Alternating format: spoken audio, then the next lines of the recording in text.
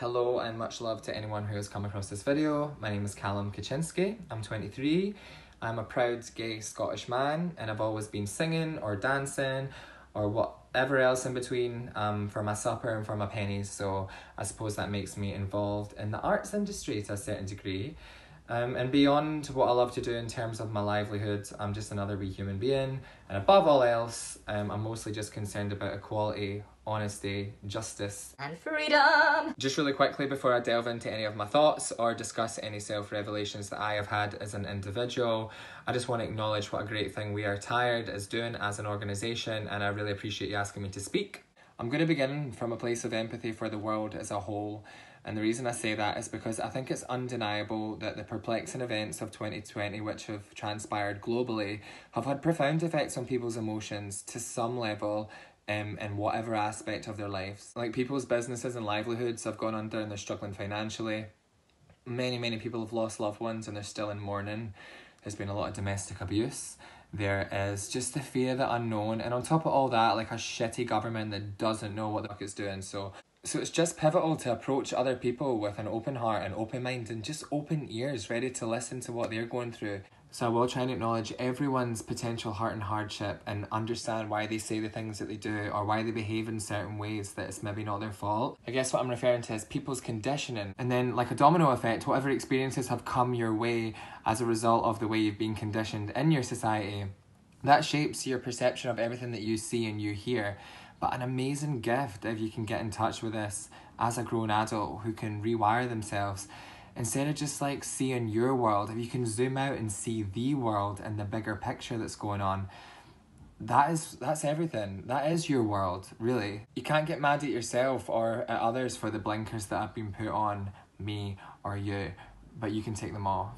So yeah, as much as I think it's important to acknowledge everyone's hardship right now, imagine all of those hardships that you experience as a human being, with constant fear and unsolicited hate and discrimination and denial of opportunities, all on top of the problems that you're experiencing. And as someone who has been really blessed / worked really hard to see a quarter of the world at 23, you realise that it makes you realise how tiny the world is, how tiny we are as individuals. Everything that's going on in this world, in our world right now, our world is going to affect you, whether that is directly or not, because we're all in this abundance. I will happily admit too that I was living in a bit of a bubble of ignorance and completely unintentional. You know, I'm a left-wing, liberal, loving gay man that just wants to see everyone have their equality.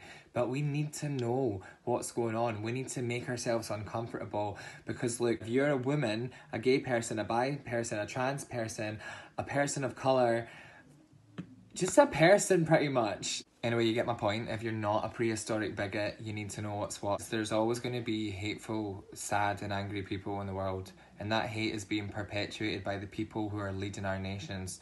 So if they don't have our best interest at heart, then we have to have each other's best interest at heart, always. Most white people will just instantly feel, I'm not racist. And most of the time, that's because if you're still of that mentality, then the way that you're thinking and the things that you're accidentally saying, or just because you're uninformed about them, it's contributing to a bigger systemic issue.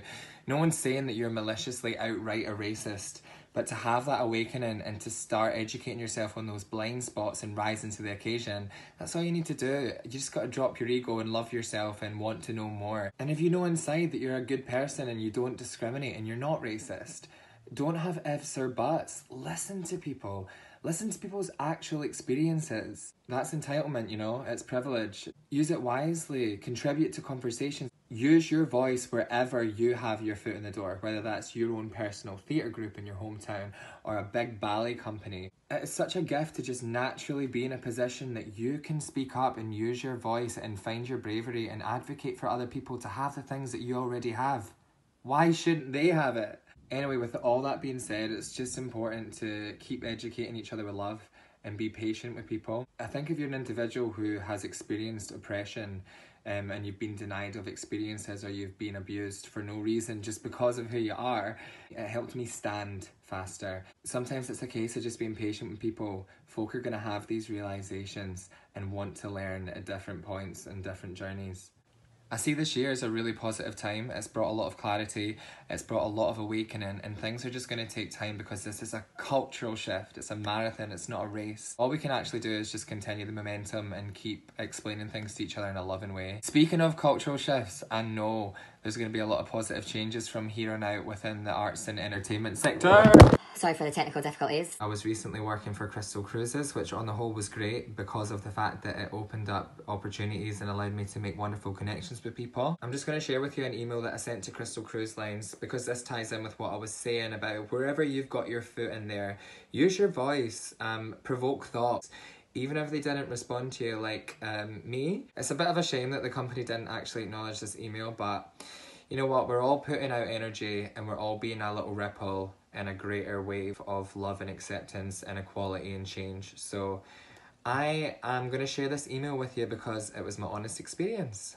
Dear all at Crystal Cruises, my name is Callum Kaczynski and you most likely remember me previously writing to you in November 2019 regarding my own experience of oppression and the lack of progression towards equality within the company ethos.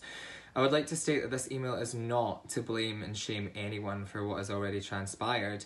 However, as a previous cast member on the Crystal Serenity, I can hold my hands up, as do the other educated empaths within the cast, and recognise that we are all in fact complicit in upholding systemic racism, and it begins with acknowledging our incompetent attempt to respectfully honour Motown music and its history by performing it with a full white cast to a majority white audience of wealthy and conservative individuals. Looking back in hindsight, why on earth would a Motown show be thrust upon a full cast of white performers? There's so many other shows / musical material that I'm sure Crystal can afford the rights to, so why must we once again hijack black culture and appropriate whitewashing it? It's a bit of a distasteful injustice. As unintentional as I know this was, many are now waking up to the fact that racism has been constantly around us. It's something that's so deeply rooted that it actually flows right through us, and we must now actively resist and change through educating ourselves and holding ourselves and those around us accountable for it. I fully understand the intention was to celebrate Motown music. However, there's a fine line between celebrating history and parodying it.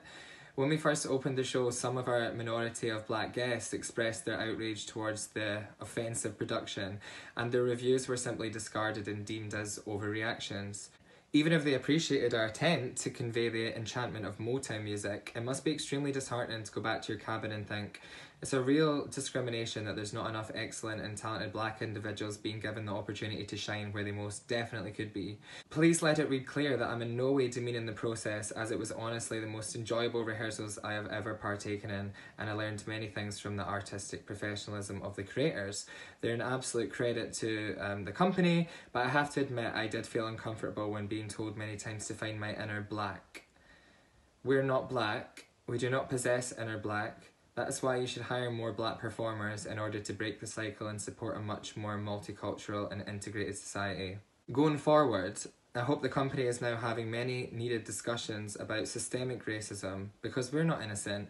I cannot tell you how to operate, but I can hope that you do what's right, and I can express my observations about how distasteful that particular production is as an individual who accepts my part in creating it. It really should not be performed unless it can be done with respect, and a full white cast performing Motown music to a heavily white and right-winged crowd is a contribution towards what the whole world is currently working against. Finally, I do not believe that Crystal Cruises condone or enforce any racist beliefs. However, I do believe that it's up to every single one of us to accept responsibility for the systemic racism which is built into this society, as it is just as prevalent in the cruise industry as it is in the whole big wide world. So with that all being said, let's do our part in adjusting the bigger picture. Kind regards, Callum Kaczynski. And I got pied, got no reply. And to be fair, I don't work there anymore because I chose to leave, so maybe that's what they were thinking, like, where are you? Why are you still messaging us? Can't deny the fact that I was part of something that at times made me feel a bit silly and uncomfortable, and I think it's important to talk about that. Anyway, I hope sharing these candid experiences might help other white people find their voice, or just want to know more, and just change your mind when presented with new information. These are people's real lives and real experiences, like, please honour that and please be kind.